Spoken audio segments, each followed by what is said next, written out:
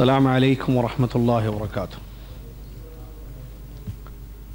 الحمد للہ رب العالمین، والصلاة والسلام علی رسولہ الامین، اما بعد۔ اعوذ باللہ من الشیطان الرجیم، بسم اللہ الرحمن الرحیم۔ یا ایہا الذین آمنوا اتقوا اللہ حق تقاتہ ولا تموتن الا وانتم مسلمون۔ يا أيها الناس اتقوا ربكم الذي خلقكم من نفس واحدة وخلق منها زوجها وبث منهما رجالا كثيرا ونساء واتقوا الله الذي تساءلون به والأرحام إن الله كان عليكم رقيبا۔ يا أيها الذين آمنوا اتقوا الله وقولوا قولا سديدا يصلح لكم أعمالكم ويغفر لكم ذنوبكم ومن يطع الله ورسوله فقد فاز فوزا عظيما۔ قال الله سبحانه وتعالى فاسجدوا لله واعبدوا۔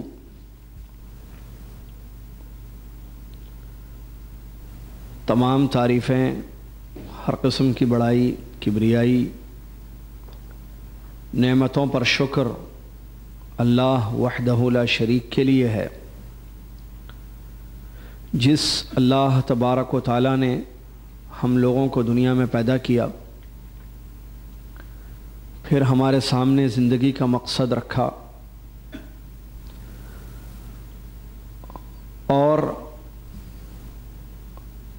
انبیاء کی بعثت کر کے کتابوں کو نازل فرما کر بندوں پر اس نے اپنی حجت قائم کر دی، تاکہ قیامت کے دن کوئی یہ نہ کہہ سکے کہ میرے پاس کوئی ڈرانے والا نہیں آیا تھا۔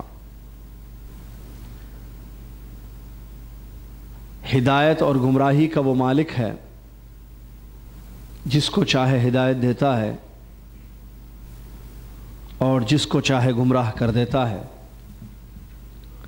ہر چیز کا مالک ہے، اس نے جو چاہا وہ ہوا اور اس نے جو نہ چاہا وہ نہیں ہوا۔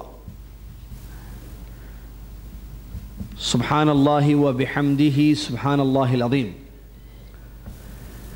اس کے بعد ان گنت یعنی بہت زیادہ بے شمار درود و سلام ہو اللہ کے آخری نبی محمد الرسول اللہ صلی اللہ علیہ وسلم کی ذات گرامی پر۔ اللہم صلی علی محمد وعلی آل محمد کما صلیت علی ابراہیم وعلی آل ابراہیم انک حمید مجید۔ اللہم بارک علی محمد وعلی آل محمد کما بارکت علی ابراہیم وعلی آل ابراہیم انک حمید مجید۔ مکہ مکرمہ میں اللہ کے نبی محمد صلی اللہ علیہ وسلم کو جب کھلم کھلا دعوت کا حکم ملا تو نبی علیہ السلام نے دعوت دینی شروع کی، اور الحمدللہ بہت سارے لوگ آپ کی دعوت سے اسلام میں داخل ہوئے۔ اور یہ بات واضح ہونی چاہیے، یہ بات ہم کو سمجھنی چاہیے کہ مشرکین مکہ قریش کو پیارے نبی علیہ السلام کی ذات سے دشمنی نہیں تھی، نہ خاندان سے دشمنی تھی، نہ آپ صلی اللہ علیہ وسلم کی کسی اور بات سے، بلکہ دشمنی اور نفرت کی بنیاد صرف ایک ہی بات تھی، اور وہ ہے پیارے نبی علیہ السلام کی دعوت۔ یہ ان کو پسند نہیں تھی، جیسا کہ ہم نے صفا پہاڑ کا واعظ بھی بتایا آپ کو، کس طریقے سے جو ہے ابو لہب کھڑا ہوا اور اس نے جو کچھ کہا، اور اس سے پہلے بھی جو کچھ اس نے کہا تھا۔ تو یہ دشمنی کا آغاز تھا، ابتدا تھی، اور آگے بہت ساری سازشیں انہوں نے کی، بہت سارا کچھ کیا، اور ان سب کے پیچھے وجہ صرف یہ تھی کہ آپ صلی اللہ علیہ وسلم جو سچا دین لے کر اللہ کی طرف سے آئے اور سچے دین کی دعوت دیتے تھے، اس سے نفرت تھی۔ گویا دوسرے الفاظ میں یہ کہیں توحید سے دشمنی، توحید سے نفرت۔ کس کو؟ قریش کو، مشرکین مکہ. کیوں؟ اس لیے کہ بات واضح ہے، وہ لوگ جس دین پر تھے وہ شرکیہ دین تھا، توحید نہیں تھی. وہ لوگ جس دین پر تھے وہ شرک تھا، توحید نہیں تھی. توحید کیا ہے اور شرک کیا ہے؟ توحید یہ ہے کہ انسان اپنے سارے کام ایک اللہ کے واسطے کرے. ایسے بولے، انسان اپنے سارے کام ایک اللہ کے واسطے کرے، یہ ہے توحید. مختصر یاد رکھنا ہو تو کیا مطلب اپنے سارے کام ایک اللہ کے واسطے کریں؟ عبادت کرتا ہے، وہ عمل کرتا ہے، ٹھیک ہے، تو اپنے سارے اعمال، اپنی ساری عبادتیں ایک اللہ کے لیے خالص کرے. وہ نماز پڑھے تو صرف اللہ کے لیے پڑھے، وہ سجدہ کرے تو صرف اللہ کا کرے، وہ مانگے تو صرف اللہ سے مانگے، نفع و نقصان کا مالک سمجھے تو صرف ایک اللہ کو سمجھے، وغیرہ وغیرہ. کوئی بھی کار خیر، کوئی بھی عمل کرے اپنی زندگی میں تو اپنے اعمال کو، اپنی عبادتوں کو، اپنی بندگیوں کو خالص ایک اللہ تبارک و تعالیٰ کے لیے کر دے. یہی ہے توحید. دوسرے الفاظ میں ایک اللہ کی عبادت کرنا اور اس کے ساتھ کسی کو شریک نہیں کرنا، ٹھیک ہے، تو یہ توحید ہے. اس کے اپوزٹ شرک. اور شرک کیا ہے؟ کہ اللہ رب العالمین کی ذات یا اس کی عبادتوں میں کسی کو شریک کرنا. یا اہل علم نے جو بہت اچھی عربی میں کتابوں میں تعریف یا ڈیفینیشن بیان کیا ہے شرک کا، صرف شیء من انواع العبادت لغیر اللہ. یہ علماء کی تعریف ہے، تعریف ڈیفینیشن. عبادت کی اقسام میں سے، ٹائپس آف ورشپ میں سے، عبادت کی قسموں میں سے کسی ایک قسم کو غیر اللہ کے لیے کرنا یا غیر اللہ کے لیے پھیرنا، یہ کیا ہے؟ شرک. پیارے نبی علیہ السلام کی دعوت توحید سے مشرکین کو نفرت تھی اور ان کا طریقہ شرک تھا. اب جب بات مشرکین مکہ کی آ رہی ہے تو ایک حقیقت بھی سنتے چلیں کہ وہ اللہ کا انکار نہیں کرتے تھے، کہ وہ ایک اللہ کے خالق ہونے کے منکر نہیں تھے، وہ ایک اللہ کے رازق ہونے کا انکار نہیں کرتے تھے، نفع و نقصان کا مالک اکیلا اللہ ہے اس کا بھی انکار نہیں کرتے تھے، مصیبتیں پریشانیاں اللہ دور کرتا ہے یہ بھی مانتے تھے. حقیقت کیا؟ کہ یہ سب وہ مانتے تھے. کون؟ مشرکین مکہ. عام طور پر کفار مکہ، مکہ کے مشرک، مکہ کے کافر، یہ الفاظ جب سنتے ہیں تو علم کی کمی کی وجہ سے لوگ یہ سمجھتے ہیں کہ وہ ویسے تھے جیسے آج کل کے کافر ہیں دنیا کے. آج کل کے کافر ہندو ایسے وہ ہیں. نہیں، ایسے نہیں تھے وہ. قرآن کریم کی آیات پڑھنے سے یہ بات معلوم ہوتی ہے کہ ان کا ایمان ربوبیت پر تھا، الوہیت میں اللہ کے ساتھ شرک کرتے تھے. کیا مطلب ربوبیت؟ کیا مطلب الوہیت؟ اللہ کے کاموں میں اللہ کو ایک سمجھنا ربوبیت، اپنے سارے کام بندہ ایک اللہ کے لیے کرے الوہیت. اللہ کے کاموں میں اللہ کو ایک سمجھنا. اللہ کے کاموں میں کیا مطلب؟ اللہ رب ہے، اللہ کھلاتا ہے، اللہ پلاتا ہے، اللہ بارش برساتا ہے، اللہ نے پیدا کیا، اللہ روزی دیتا ہے، نفع اور نقصان کا وہی مالک ہے، اسی کی مشیت چلتی ہے، اسی کا ارادہ چلتا ہے دنیا میں، وغیرہ وغیرہ. اللہ کے کام، زندہ کرنا، موت دینا، بارش برسانا، موسموں کو بدلنا، رات کو لانا، دن کو لانا، ہر چیز کو پیدا کرنا، روزی دینا وغیرہ، یہ کیا ہے؟ کام ہے اللہ کے، افعال اللہ. ان سب میں وہ تنہا ہے، ربوبیت ہے. یہ رب ماننا اللہ کو. یا بعض نے کہا کہ اللہ کو خالق اور مالک اور مدبر سمجھنا، کائنات کا نظام چلانے والا، یہ ربوبیت ہے. اور الوہیت عبادتیں سارے اعمال خالص ایک اللہ کے لیے کرنا، اس میں کسی کو شریک نہیں کرنا. تو ربوبیت پر ان کا ایمان تھا. کس کا؟ مشرکین مکہ کا. مانتے تھے رب، خالق بھی مانتے تھے. قرآنی آیات ہیں اس پر. اے نبی محمد صلی اللہ علیہ وسلم اگر آپ ان سے پوچھیں، آیتوں کا ترجمہ ہے لَإِن سَأَلْتَهُم مَّنْ خَلَقَ السَّمَاوَاتِ وَالْأَرْضَ يَقُولُنَّ اللَّهُ، اے نبی محمد صلی اللہ علیہ وسلم اگر آپ ان مکہ کے کافروں سے یہ سوال کریں کہ آسمان و زمین کو کس نے پیدا کیا، کیا کہتے تھے؟ ایک اللہ نے پیدا کیا۔ رزق کا مالک کون ہے؟ کہتے تھے ایک اللہ ہے۔ بادشاہت کس کی ہے دنیا میں؟ ہر چیز کی بادشاہت کس کے ہاتھ میں ہے؟ کون ہے اصل بادشاہ، حقیقی بادشاہ؟ مکہ کا کافر کہتا تھا ایک اللہ۔ نفع و نقصان ایک اللہ، بلکہ آیتوں میں یہاں تک بتایا گیا کہ مصیبت کے وقت، مشکل کے وقت ایک اللہ کو مکہ کا کافر پکارتا تھا۔ اللہ اکبر۔ یہ ہمارے نبی صلی اللہ علیہ وسلم کو بھی معلوم تھا۔ یہ قرآن کی آیت اس کی دلیل ہے کہ مشکل وقت، مصیبت کے وقت مکہ کا کافر ایک اللہ کو پکارتا ہے، مکہ کا مشرک۔ اللہ تبارک و تعالیٰ نے فرمایا فَإِذَا رَكِبُوا فِي الْفُلْكِ، جب یہ لوگ فلک میں سوار ہوتے، کشتی میں، سمندر کی کشتیوں میں یہ سوار ہوتے، دعوا اللہ مخلصین لہ الدین، یہ اللہ کو اخلاص کے ساتھ پکارتے تھے۔ فَلَمَّا نَجَّاهُمْ إِلَى الْبَرِّ، تو جب اللہ نے بر کی طرف نجات دی، خشکی پر پہنچا دیا، اذا ہم یشرکون، یہ اللہ کے ساتھ شرک کرتے تھے۔ عجیب، کیا ہے یہ آیت ہے، یہ قرآن کی، یہ ترجمہ ہے۔ مطلب کیا ہے؟ کشتیوں پر جب سوار ہوتے، کشتی کہاں؟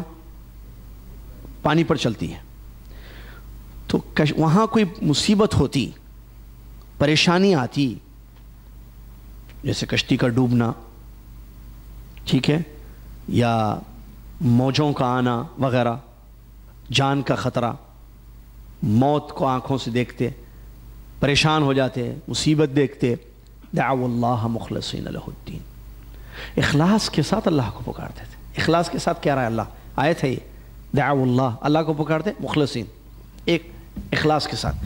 مطلب اس کا یہ ہے کہ اللہ تو ہی بچا سکتا ہے اور کوئی نہیں بچا سکتا، ایسا پکارتے تھے۔ وہاں ان کے معبودان باطل ان کو یاد نہیں آتے، کن کو؟ مشرکین کا مکہ کو۔ اللہ اکبر، معبودان باطل یاد نہیں آتے، صرف ایک اللہ یاد آتا، کیونکہ ان کو معلوم تھا کہ ہمیں بچانے والا ایک اللہ ہے۔ ان کو معلوم تھا، ان کا ایمان تھا کہ نجات صرف اللہ کے ہاتھ میں ہے، پکارتے تھے۔ اسی لیے پکارتے تھے وہ لوگ، کس کو؟ اللہ کو۔ پھر جب اللہ ان کی دعا سن کر ان کو نجات دیتا، بر خشکی پر پہنچا دیتا، اذا ہم یشرکون، اللہ کے ساتھ شرک کرتے تھے۔ اسی آیت اور دیگر آیتوں کی روشنی میں اہل علم نے اس بات کو بیان فرمایا ہے، جنہوں نے توحید پر کتابیں لکھی ہیں، مشرکین کا شرک شدت اور تکلیف کے وقت نہیں تھا، خوشحالی میں وہ اللہ کے ساتھ شرک کرتے تھے۔ یہ اہم پوائنٹ ہے کہ کشف الشبہات میں اور کتاب التوحید وغیرہ کی جو بھی توحید کی کتابیں اس میں لکھا گیا ہے، ان کا شرک مصیبت کے وقت نہیں تھا، مصیبت کے وقت عبادت اللہ کی کرتے تھے، مصیبت ٹل جاتی اللہ کی عبادت میں غیروں کو شریک کرتے تھے، تو مشرک کہلائے گئے نا۔ لا الہ الا اللہ نہیں پڑھے، قائل نہیں تھے لا الہ الا اللہ کے، محمد الرسول اللہ کے، نہ اللہ کو سچا معبود مانتے تھے، نہ محمد صلی اللہ علیہ وسلم کو اللہ کا رسول مانتے تھے، لیکن عقیدہ ان کا شرک تھا اس میں۔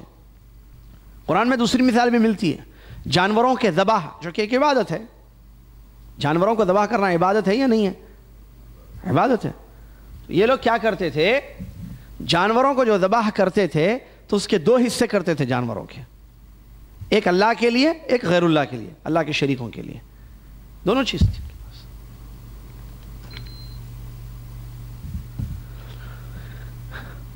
قالوا هذا لله بزعمهم وهذا لشركائنا، قرآن کی آیت کہتے تھے کہ یہ اللہ کے لیے ہے ان کے گمان، اور یہ اللہ کے شریکوں کے لیے ہے۔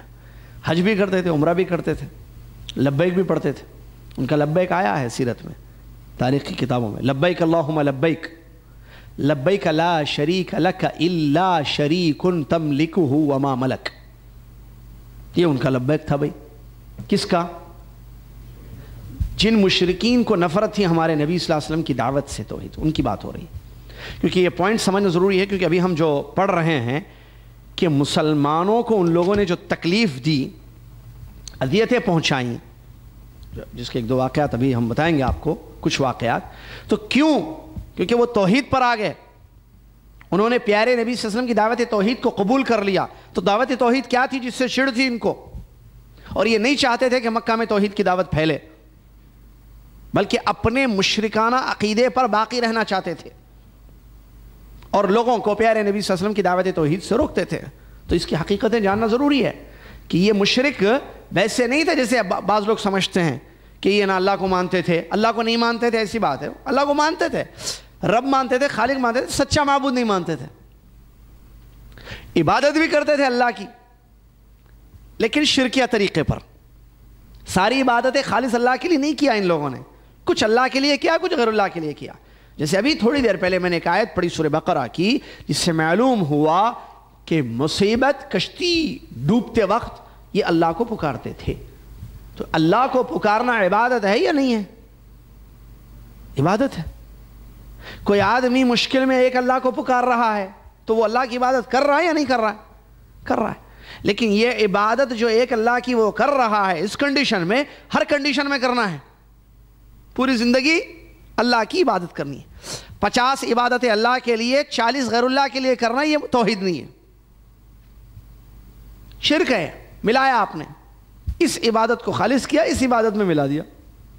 اور اللہ تعالیٰ کسی بھی صورت میں ملاوٹ کو پسند نہیں کرتا ہے۔ میں نے مثال دی تھی، آپ کو یاد ہوگا، دودھ کی، لبنن خالصہ، قرآن میں لانے کا، ہم چوپاؤں سے تمہیں فریش ملک نکال کے دیتے ہیں جس میں نہ گوبر کی بدبو ہوتی ہے نہ خون کی ملاوٹ ہوتی ہے۔ تو ہمیں بھی ایسی خالص عبادت چاہیے جس میں غیر اللہ کو شریک نہ کیا جائے۔ بالکل بھی اس کا حق ہے، اس نے پیدا کیا ہے اکیلا، وہ چاہتا ہے کہ عبادت اکیلی اس کی جائے۔ مشرکین مکہ کا معاملہ مختلف تھا، حج کرتے تھے، عمرہ کرتے تھے سب، لیکن ملاوٹ۔ لبیک پڑھتے تھے، دیکھیں، لبیک اللہم لبیک، کیا مطلب لبیک؟ میں حاضر ہوں تیرے لیے اللہ۔ اللہ تعالیٰ نے بلایا نا، آؤ حج کرو، اللہ نے دعوت دی لوگوں کو عبادت کی کہ آؤ حج کرو میرے گھر کا، عبادت کرو۔ تو لبیک کہتا ہے حاجی یا عمرے کا نا، لبیک اللہم لبیک، اے اللہ میں تیرے لیے حاضر ہوں، اے اللہ میں تیرے لیے حاضر ہوں، لبیک لا شریک لک لبیک۔ دیکھیے مکہ کا کافر یہاں یہ بھی بولتا تھا،